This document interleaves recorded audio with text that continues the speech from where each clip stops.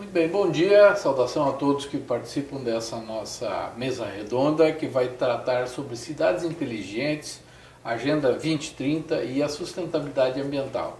Hoje com a presença da nossa apresentadora e debatedora também, a professora Marciele Berger Bernardes, doutoranda em Direito Público, a professora Marina Medeiros Machado, doutora e professora aqui da Unisul, e eu, Jairo Afonso Henriques, também professor aqui da Universidade, e vamos debater um pouco sobre esse tema que está palpitando nos últimos tempos no mundo e também chegando aqui às nossas cidades, aos nossos estados.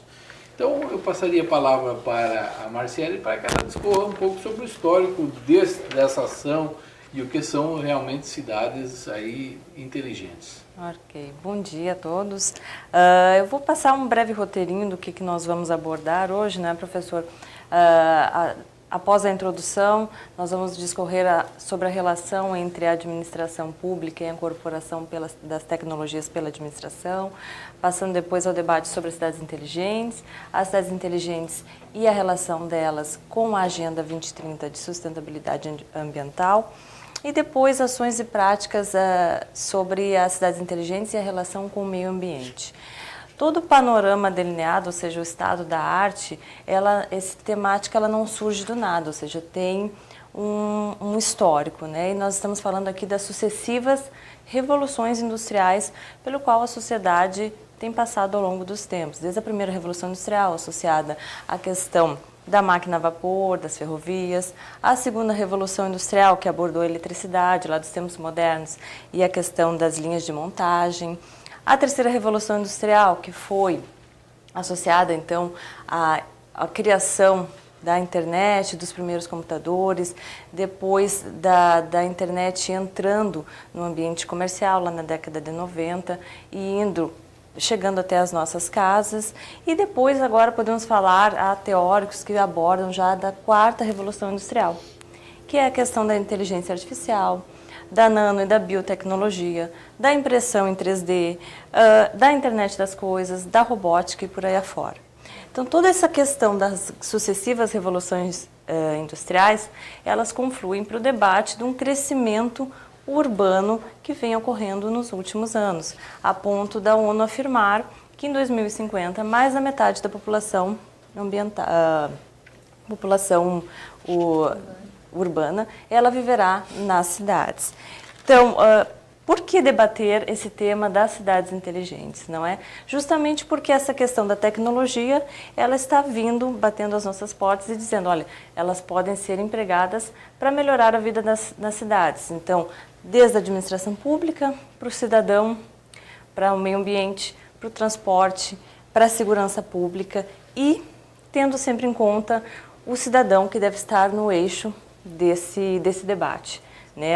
A atenção deve ser, o foco de tudo isso deve ser o cidadão e não apenas a tecnologia. Então, para quem? Né? Esse é o foco das cidades inteligentes, é o cidadão e não a tecnologia. E uma questão que seria interessante, né, professora, a gente pensar, será que essas cidades inteligentes, elas são operacionalizadas na prática ou elas são apenas um debate acadêmico, não é? Então, eu poderia dizer para a gente pensar aqui em alguns exemplos, justamente pelo fato de que tenhamos um olhar mais atento ao nosso cotidiano, ao nosso dia a dia, para verificar que elas fazem parte, sim, do nosso dia a dia. Não fazem parte de um debate teórico e acadêmico, não é? Então, só para citar alguns exemplos, eu poderia dizer que foi noticiado recentemente que o Instituto de Pesquisa Econômica Aplicada, o IPEA, ele relatou que do ano 2016 a 2018, houve um aumento de mais de 500% no número de instalação de painéis solares no Brasil. Ou seja, o uso da tecnologia para a questão de eficiência energética, certo? Outra questão aqui na esfera local, por exemplo, a criação em Florianópolis de um centro integrado de gerenciamento de riscos, que desde as tragédias que ocorreram no ano 2008, houve a necessidade aí de gerenciar e prever se a situação climática poderia causar impactos na sociedade. Outra questão que vem sendo aplicada também, já tem pesquisas da USP, do uso da inteligência artificial na questão da agricultura. Então, unir a inteligência artificial com a inteligência humana para aprimorar as técnicas de produção alimentar.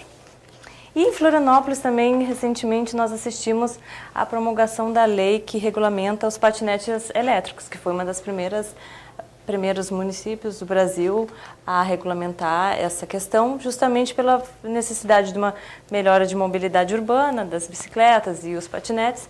E depois disso, houve então o direito vindo atrás para regulamentar, justamente porque algumas pessoas estavam utilizando pais com filhos menores, ou houve um atropelamento de uma pessoa, então a necessidade de o direito de dar respostas à sociedade.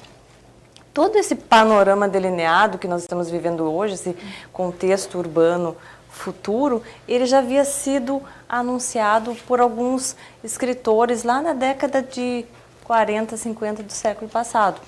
Por exemplo, George Orwell, ele falou num livro que se intitula 1984, que ele escreveu em 1948, ele falou de uma sociedade que viveria assim um estado de Big Brother, vigilância contínua. E também Isaac Asimov, ele falou de uma sociedade do eu robô, que nada mais é que o que nós estamos vivendo hoje, que seria o uso intensivo de drones e de tecnologias outras que nós assistimos, não é? Muito bem.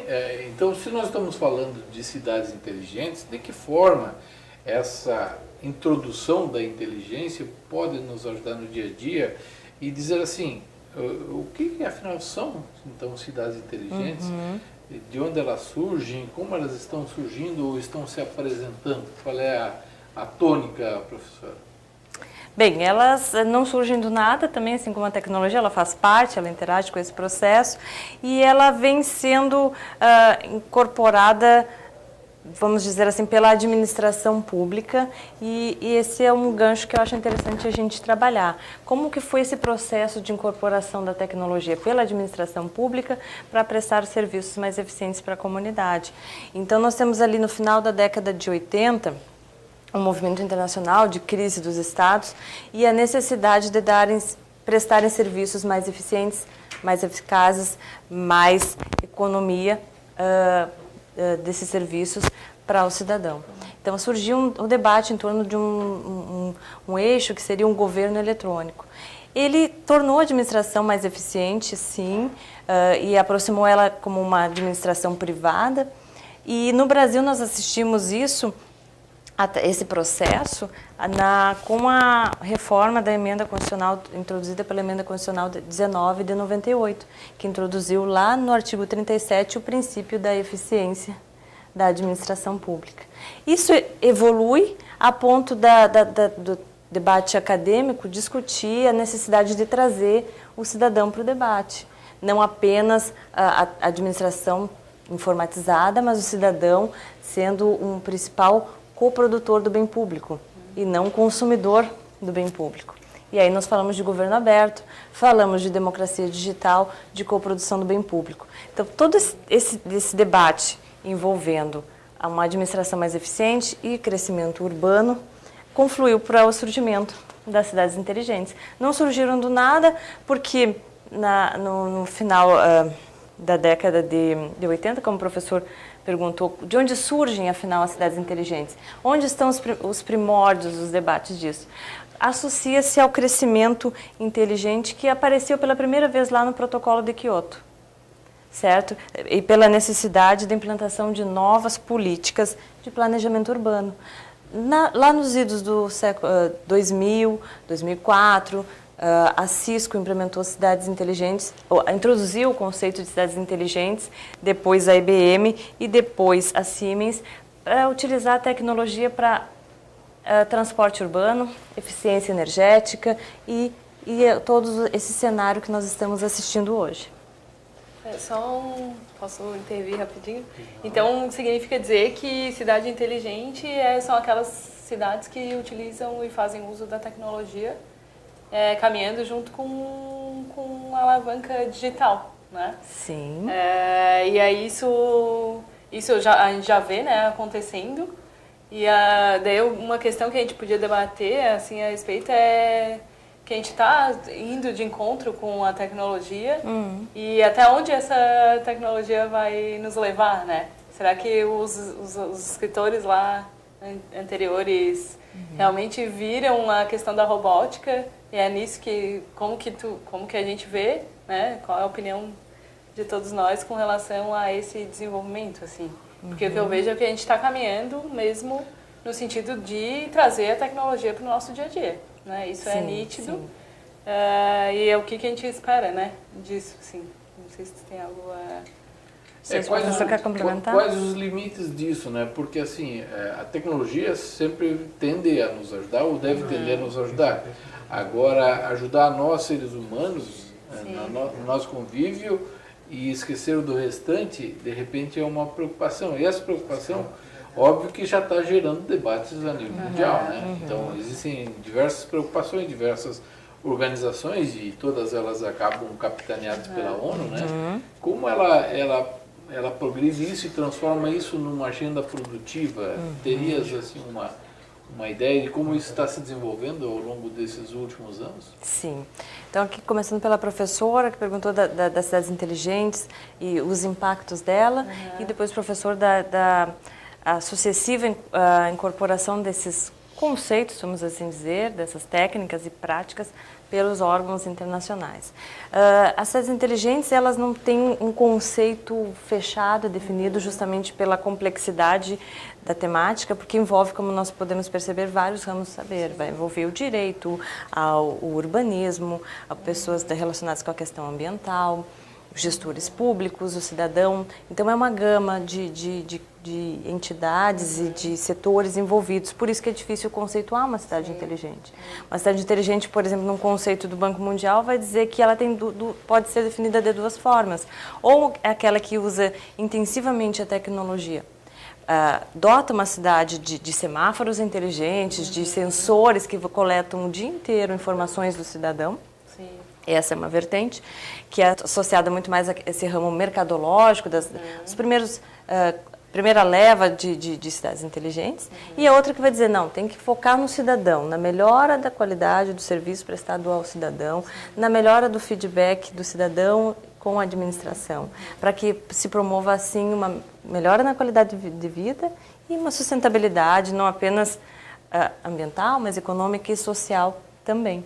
Então, essa aí é a dificuldade de se apresentar um conceito de cidade inteligente, que é uma nuvem, né, de etiquetas que envolve todos esses segmentos, mas que foram incorporados pelos órgãos internacionais sucessivamente. Então, vamos pensar aí a ideia do desenvolvimento sustentável, que eu acabei de falar. Ele apareceu pela primeira vez lá no protocolo, no relatório de nosso futuro comum, lá de 1987, que falou o que era um desenvolvimento sustentável, que é aquele que a gente, só para lembrar, que o desenvolvimento ele vai satisfazer as necessidades de uma geração atual, sem comprometer, né, a capacidade de gerações futuras de satisfazer as suas próprias necessidades. A gente percebe aqui que nesse relatório não aparecia o debate especificamente ambiental. Ele vai ganhar esse viés ambiental com a Rio 92, que era uma conferência para debater o futuro da sociedade com a temática do meio ambiente. E todo esse debate, então, nosso relatório comum, a Rio 92, depois várias cúpulas mundiais vão se reunindo até que chegam nos Objetivos do Desenvolvimento do Milênio, no ano 2000, em que eles percebem que para ter um desenvolvimento sustentável, teríamos que dar uns passos atrás para que alguns países, sobretudo naquela época do terceiro mundo, hoje a gente sabe que é países em desenvolvimento, erradicassem a pobreza extrema. Então, o Brasil se inseriu nessas metas e nesse conjunto de 8 Objetivos do Desenvolvimento do Milênio, que foram apresentados na Cúpula das Nações Unidas no ano 2000, prevendo as etapas a serem cumpridas pelos Estados-membros até 2015. Em 2015, antes até um pouco no Rio +20, no ano 2012, o Conselho das Nações Unidas chamou os Estados-membros com relação ao cumprimento de metas dos Objetivos de Desenvolvimento do Milênio, para verificar o que tinha sido cumprido e quais seriam os próximos passos para os próximos 15 anos. Que aí a gente vai entrar na temática da Agenda 2030, transformando, né, o nosso mundo em prol de um desenvolvimento mais sustentável. Ótimo. Então, falando da Agenda 2030, né, a gente viu que a Agenda 2030 é uma, assim como foi a Agenda 21, lá depois da Rio 92, Isso. né, eram metas a serem cumpridas para atingir o desenvolvimento sustentável, né? Sim. Finado o prazo ali de 2015 para verificar se essas metas tinham sido cumpridas ou não, se elaborou a Agenda 2030, que são novas metas, ainda aliando o desenvolvimento sustentável, né? Exatamente. No meu entendimento, né, o que eu consigo enxergar aliando esse desenvolvimento sustentável com as cidades inteligentes, eu acho que a cidade inteligente vem agregar ainda mais subsídios para a gente atingir esse desenvolvimento sustentável de forma igualitária, né? Porque ali na sustentabilidade a gente está falando de economia social, econômico e ambiental, né? E aí eu queria, para a gente discutir, assim, como que tipo de relação a gente pode esperar da aplicação desses conceitos nas cidades inteligentes. Eu vejo que tem muitos subsídios que podem ser agregadores, né? Por exemplo, muito fornecimento de dados que podem ser subsidiados para novas pesquisas de produtos diferentes, né? Que ali, falando em relação ao alimento, né? Novos produtos alimentícios que podem ser provenientes de uma robótica, né? Que utilizou uma digitalização, uma robótica artificial para descobrir certos elementos, né? Então, acho que tem muitas coisas que caminham junto e que fazem com que a gente atinja o desenvolvimento sustentável. Exatamente. O único receio aí é com relação a resíduo sólido. Será que a gente aplicando... não é nem aplicando, mas qual é a relação de a gente aplicar essa sustentabilidade para cidades inteligentes, sabendo que a tecnologia ela é muito imediata, né? Muito imediata e de baixa durabilidade, vamos dizer assim. Será que a gente pode esperar? Isso é uma das coisas que a gente possivelmente não tenha tanta resposta hoje, né? Porque a gente está iniciando o debate de cidades inteligentes, algo muito recente, né?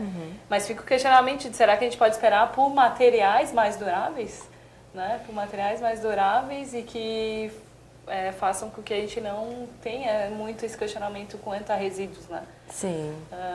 Não sei o que tu pensa, assim, se tu culmina com o meu pensamento, né? Sim. De que, de repente, essa digitalização, essa informação vai vir para materiais de diferentes naturezas, né? Ou ainda tratamentos, falando especificamente de resíduos, que acredito eu, como da área de meio ambiente, é um dos problemas ambientais mais relevantes e que está mais em voga, justamente porque a gente precisa dar um outro direcionamento que não tanto o aterro sanitário, que é o que a gente trata hoje. Perfeito. E aí será também, ainda falando da informação, não só novos materiais, mas novos tratamentos, né, para esses resíduos. Como se aplica isso, de fato, na prática? Como pode-se começar ações dessa natureza? Perfeito. Ou a relação, né, entre os dois. A relação entre as cidades inteligentes, a Agenda 2030 e uma prática a nível local. E o que esperar disso a nível mais na esfera ambiental. Assim, né? Justamente por reconhecer a importância desse boom tecnológico que as sociedades estão vivendo e consumindo a tecnologia, a Agenda 2030 ela dedicou um capítulo específico para as cidades inteligentes e dentro dos seus 17 objetivos, valendo ressaltar aqui que enquanto ODMs, os Objetivos de Desenvolvimento do Milênio eram 8, agora são 17 objetivos, sendo que são mais de 7 relacionados com a temática ambiental e existe um que é relacionado com as cidades e comunidades sustentáveis, ou seja, ações dotar a esfera local, estão vindo do mundial para um país, para um território, para um estado, para um município, para o foco local, para utilizar essa tecnologia para questões de fome, que é um dos objetivos, o objetivo 2, água potável e saneamento, ação contra a mudança global do clima, vida na água, vida terrestre e parcerias para implementar tudo isso. Tudo isso deve ser integrado, essas ações. A Agenda 2030 ela parte de um pressuposto que ela deve ser global, pensar global, mas agir local. Incorpora bem um teórico do português, que é o Boaventura de Souza Santos, ele fala da glocalização. Pensar global e agir local. Exatamente isso, de forma integrada. E a gente pode citar aqui, professora, então, um exemplo que aconteceu aqui em Florianópolis, que é a gestão local dos resíduos sólidos orgânicos. Certo? As cidades, a gente sabe que essa gestão dos resíduos sólidos, ela envolve funcionários, equipamentos, caminhões de serviço de limpeza e empresas terceirizadas que vão prestar esse serviço muitas vezes. E a falta de uma organização e sistematização disso tudo pode gerar um descarte irregular desse produto que é muito rico, na verdade não é um lixo, não é? Então, como pensar nisso? Eu citaria aqui o caso da Revolução dos Baldinhos de Florianópolis, que culminou posteriormente com a sanção, mês passado, da lei, em abril, desculpe, que foi da lei de compostagem, conhecida como lei de compostagem. Então, ela não é um processo novo também. Essa Revolução dos Baldinhos, ela começou lá em 2006, a partir de um projeto de compostagem feito dentro de uma escola, em parceria com o centro de saúde e com a tecnologia, que é uma tecnologia que a UFSC adotava, então eles adotaram o modelo da UFSC, que era de compostagem. Então, em 2006, a sociedade daquele bairro, que era Chico Mendes, foi sensibilizada para fazer a compostagem do resíduo sólido urbano. Em 2008, o que aconteceu naquela comunidade? Um surto de leptospirose. Então, o médico daquele bairro chamou a equipe da escola, o pessoal do CEPAGRO, para dizer o seguinte: ou nós combatemos, detetizamos o rato, ou a gente adota estratégias para dar uma destinação adequada a esse resíduo urbano que nós estamos produzindo e que gera a proliferação desses animais e que estava gerando esse surto. Então, como a comunidade já havia sido sensibilizada, eles adotaram isso. Então, as pessoas voluntárias do bairro iam recolher com baldinhos o resíduo sólido urbano e davam a destinação para fazer a compostagem. Em 2011, eles ganham uma certificação de tecnologia social pela Fundação Banco do Brasil. Em 2012, fazem uma parceria com o SESC Santa Catarina, que vai também utilizar esse modelo de compostagem. Em 2013, eles ganham um novo prêmio de tecnologia social e aí ela sai da esfera aqui do município. Em 2015, as feiras de São Paulo passam a adotar esse modelo de compostagem. É muito interessante porque, assim, quando eu fui estudar isso para entender, essa compostagem que eles adotam aqui é o modelo UFSC, mas que adaptou do modelo europeu de compostagem, que não se adaptou muito por causa do nosso clima aqui, que é mais temperado, então tropical, e aí teve que fazer alguns ajustes, então se criou um modelo tropicalizado. É a mesma coisa com cidades inteligentes. Eu não posso pensar numa cidade inteligente lá do Japão, da Europa, dos Estados Unidos, para copiar e encaixar aqui no Brasil, que tem suas peculiaridades. Mesmo Brasília, Rio de Janeiro, São Paulo, que adotem o modelo cidade inteligente, aqui em Florianópolis vai ser outro modelo. Então, ele tem que ser adaptado, tropicalizado, por assim dizer. Então, para fechar essa questão da realização dessa Revolução dos Baldinhos, ela fechou em 2016 com um Programa Nacional de Habitação Urbana, ou seja, para promover também. Saiu aqui de Florianópolis e ganhou dimensões nacionais, certo? Então, é interessante porque essa Revolução dos Baldinhos, ela dialogou com várias políticas públicas do Brasil. Por exemplo, com a Política Nacional de Resíduos Sólidos, de 2010, com a Política Nacional de Agroecologia e Produção Orgânica, de 2012, e com a própria Agenda Urbana. Então, apesar de ser um movimento anterior, ela já mostra que na prática é possível a gente pensar e temos mais que ver como isso vai ser regulamentado, não é?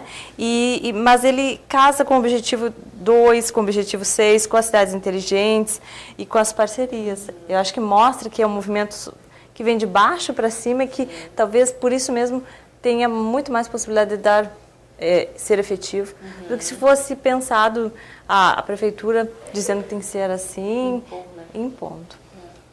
Muito bem, é importante a gente ressaltar que na questão resíduos sólidos nós imaginarmos isso a nível mundial, né, uma escala mundial, é muito recurso natural que nós estamos dispensando e jogando ao meio ambiente, muitas vezes, a necessidade de tentar administrar isso. É o que nós estamos vendo hoje com resíduos sólidos nos rios, lagos e oceanos, né, nos prejudicando por demais a vida marinha, né, que vai causar um colapso se não tomarmos providências, né. E também a questão do desperdício de recursos naturais, né, matérias-primas que são importantes e que acabam sendo colocadas no segundo plano para se explorar novas matérias-primas. Então essa é uma agenda importantíssima de se ver. Também a questão sanitária, né? Porque a experiência da compostagem dos materiais orgânicos é um tratamento sanitário adequado, biológico, e principalmente algo que, embora dê um pouco mais de trabalho do que varrer para baixo do tapete o nosso resíduo, né? Que é o que se faz hoje, se recolhe, se leva para um aterro, se enterra, isso, né?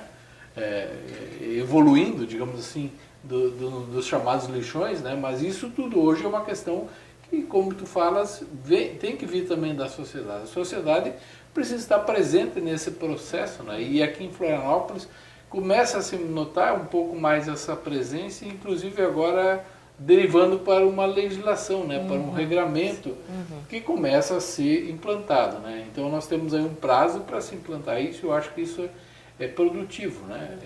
Assim, como consideração em relação a isso, a gente depois tem um pequeno filme que a gente vai assistir, mas só considerando isso, a necessidade e a oportunidade que se dá para novas tecnologias, né?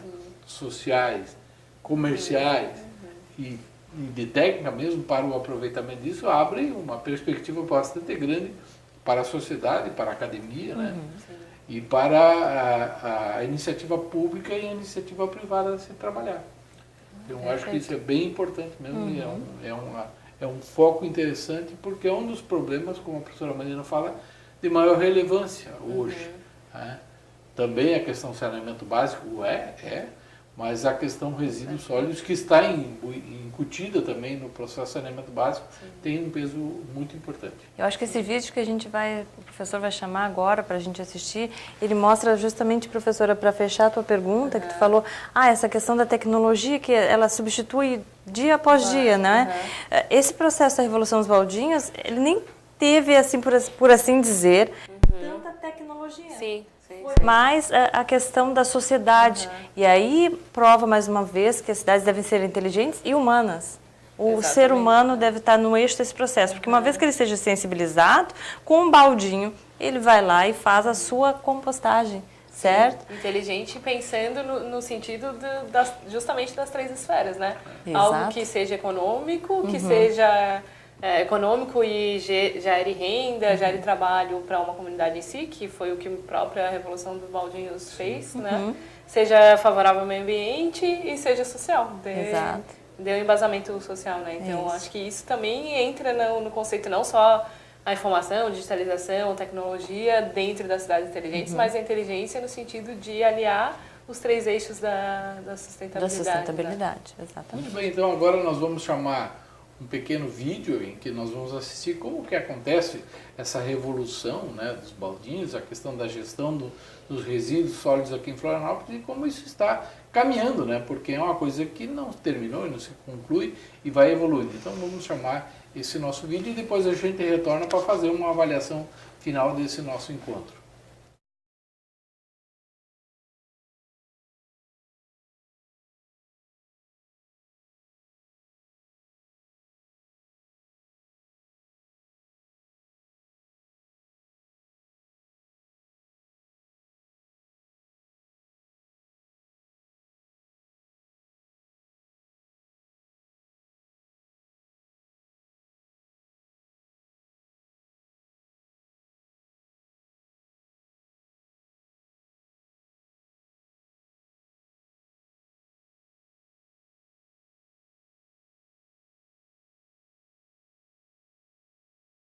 Tá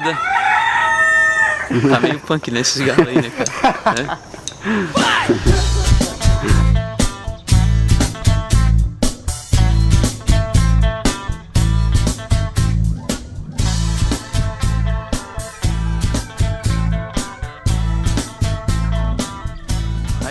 todo mundo aí está acompanhando pelos meios de comunicação a aprovação e o sancionamento da lei da compostagem, né? A Lei 10.501 de 2019, uma lei super importante, e por isso a gente está fazendo esse vídeo para explicar um pouco melhor quais foram os nossos objetivos, como é que essa lei foi construída, o que a gente quer alcançar, né, para a cidade de Florianópolis com essa aprovação.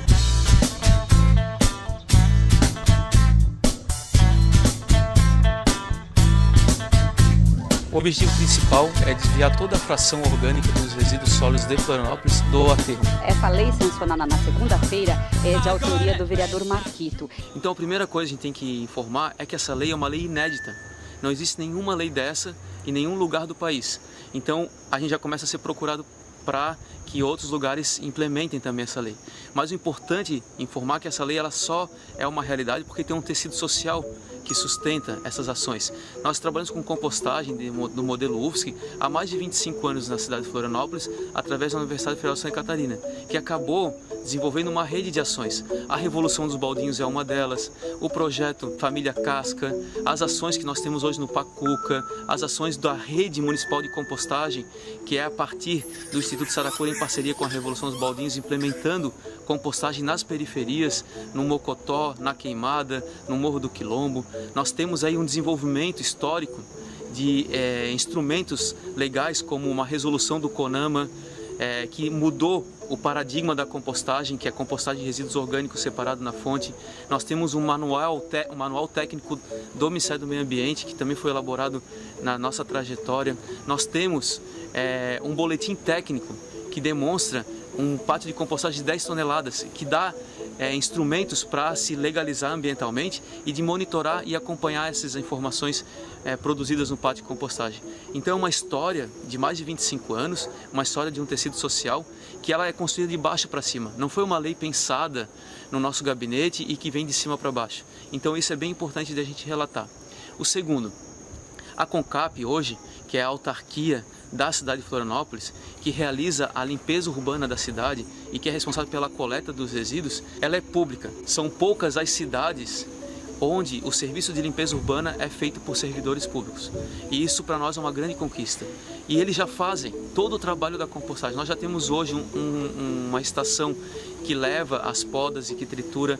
Quando os trabalhadores da CONCAP limpam ou roçam uma área de grama, eles já separam as palhas para ir para a compostagem. Tem um pátio de compostagem licenciado ali no Itacorubi. E tem aí uma condição institucional que sustenta essas ações. O projeto ele não mexe na coleta, ele não mexe na função que a CONCAP já realiza. O projeto ele dá uma alternativa para não mandar mais para o aterro, é isso. Então o que a gente está mexendo com o projeto? Mexendo no contrato de 30 milhões que anualmente é pago só para enterrar lixo. Ao invés de pagar esses 30 milhões para enterrar lixo, agora a gente vai ter um setor de compostagem na CONCAP. Já temos um setor de coleta seletiva, agora vai ter a coleta seletiva de secos e a de orgânicos. Nosso objetivo é que num primeiro momento se realize uma coleta de podas e verdes na cidade. Num segundo momento começa também a ter a coleta dos resíduos orgânicos alimentares, das residências. Também seja feito um incentivo à compostagem doméstica. E outra camada de palha. Fecha, não, puxa essa de novo, porque essa vai virando parede. Tu vais estruturando. Essa coleta dos orgânicos feita pela CONCAP, ela pode ser levada para os pátios da CONCAP, que vão ser ampliados, ou para pátios comunitários, administrados por associações, cooperativas ou empreendimentos de economia solidária. Esses grupos realizam a compostagem, então eles cumprem a função que era do aterro, agora vai ser uma função feita pela comunidade ou pela CONCAP, e esse composto vai estar disponível para a população. O composto da CONCAP pode voltar para as hortas em escolas, centros de saúde, em creches, hortas comunitárias, para embelezamento da cidade, fazer os jardins, né? É matéria orgânica para recuperar a área degradada, para a gente trazer ecologia para a cidade. Esses pátios comunitários é a mesma coisa, vão servir em parceria com hortas comunitárias, com hortas no centro de saúde.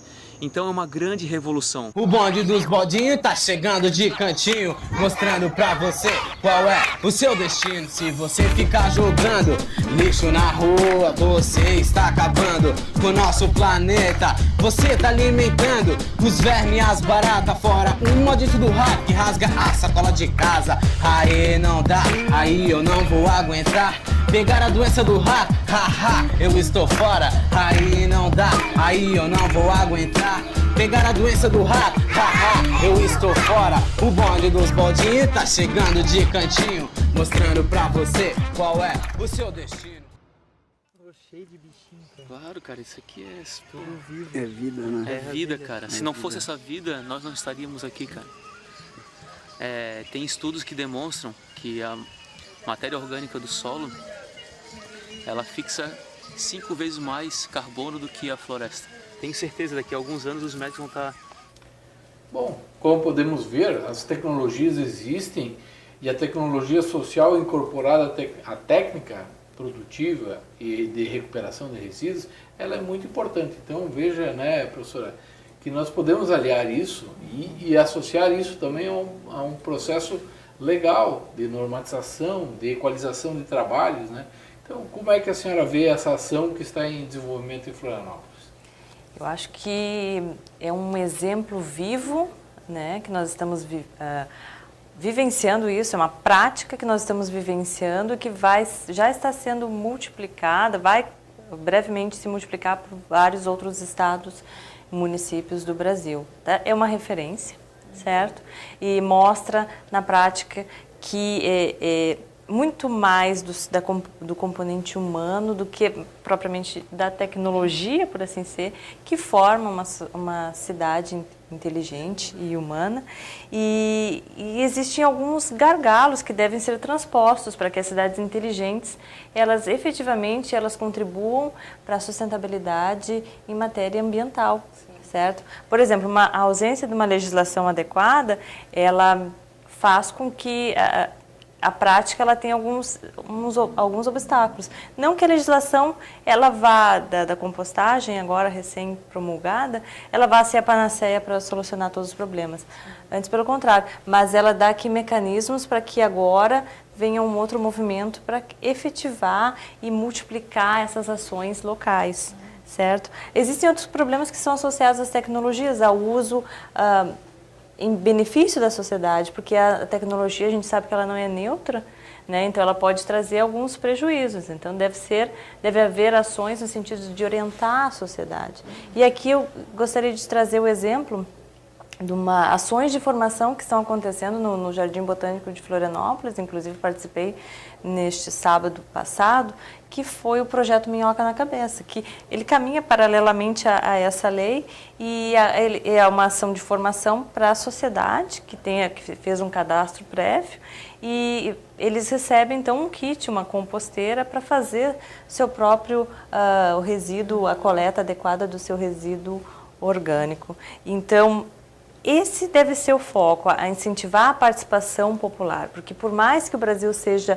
exemplo em matéria, por exemplo, de orçamentos participativos, se destaque até mesmo de outros países internacionalmente, ainda são necessárias ações para que isso efetivamente alcance, aí, pelo meio da tecnologia, o maior número de pessoas, já que nós temos cidadãos que estão sensibilizados e gostam de interagir no ambiente digital, que eles seja usado de forma adequada para interagir nessas ações efetivas que sejam para o meio ambiente, para o orçamento, para fiscalizar o poder público.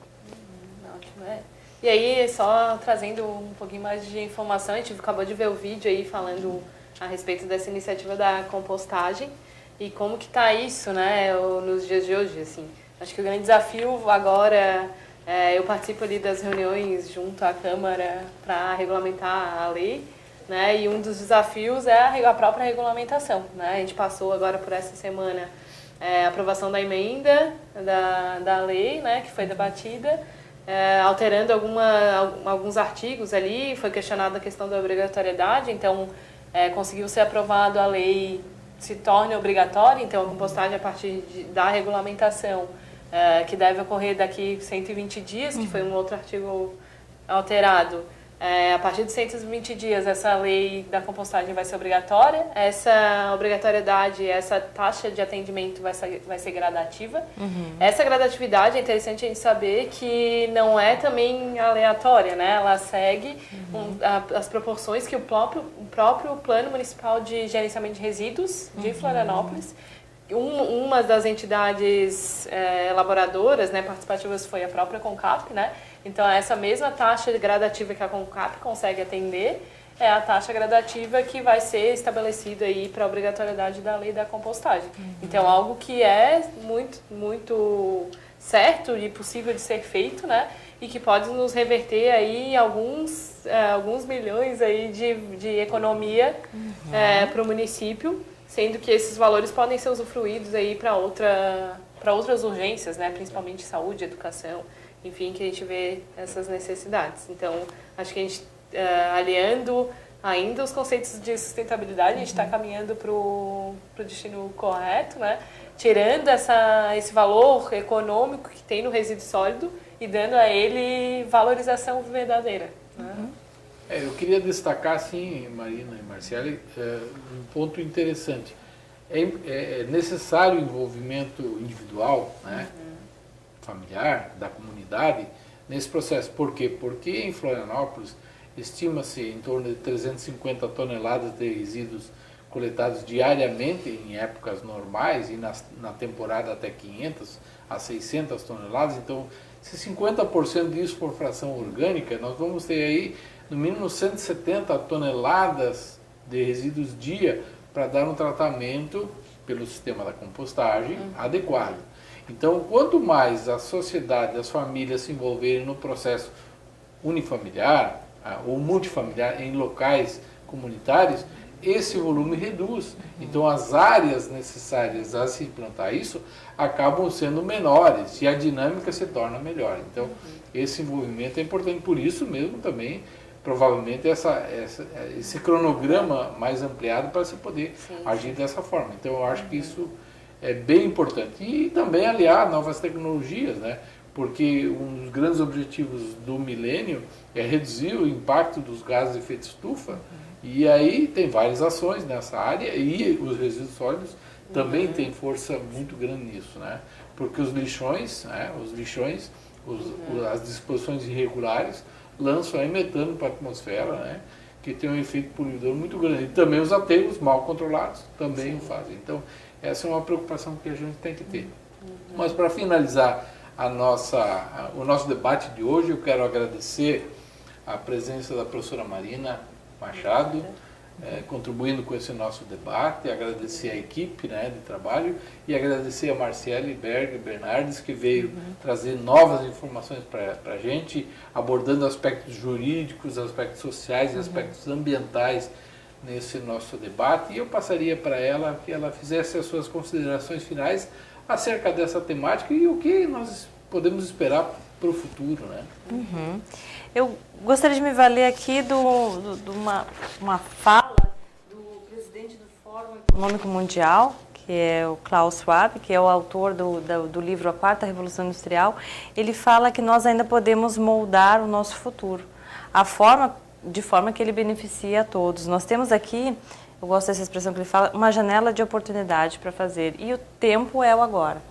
Certo? Por mais que nós tenhamos a vertente daqueles que são os apologistas, que têm um discurso apaixonado pela tecnologia, ou os que são céticos, aqueles que vão dizer a tecnologia não vai ser a panaceia para resolver todos os males, eu adoto aqui a postura de um filósofo das tecnologias, que é o Pierre Levy, que ele vai dizer que a tecnologia não é neutra, nem boa nem má.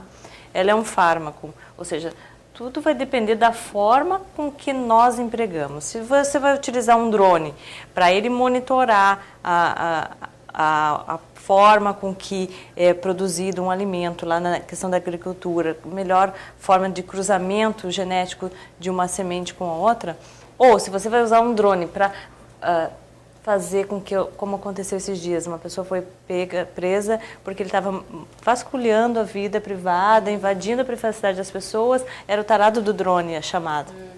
Então, tudo isso vai depender da sociedade, da forma com que ela interage com a tecnologia.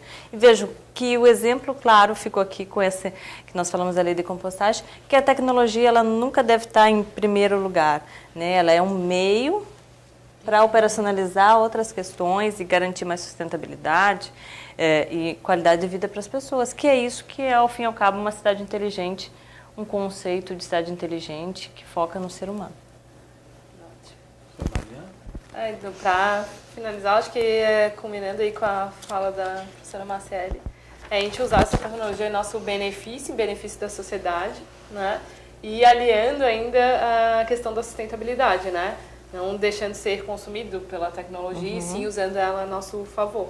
Acho que assim fazendo, a gente tem muito a contribuir com o conceito das cidades inteligentes, né? Como a gente já tem algumas iniciativas até relacionadas a certificações ambientais que utilizam desses conceitos de sustentabilidade com a cidade inteligente. Então, acho que a gente caminhando por essa estrada, chegamos no objetivo fim aí, que é o atendimento da sustentabilidade e aí a Agenda 2030. É isso mesmo. Bem, muito bem. Finalizando essa nossa mesa redonda que fala e que falou sobre cidades inteligentes e vai continuar falando, né? E falar de sustentabilidade ambiental, o nosso movimento de sensibilização ambiental da Unisul, chamado Junho Verde, está em franco desenvolvimento com ações aqui na Unisul Virtual, na Unisul Presencial da Pedra Branca, no centro e lá em Tubarão também, com várias ações ainda no decorrer desse mês. Então fica o convite a todos, um agradecimento por prestigiarem esse nosso debate. Agradeço, Marciele, de coração a sua presença aqui, Marina também. Muito obrigado e um bom dia a todos.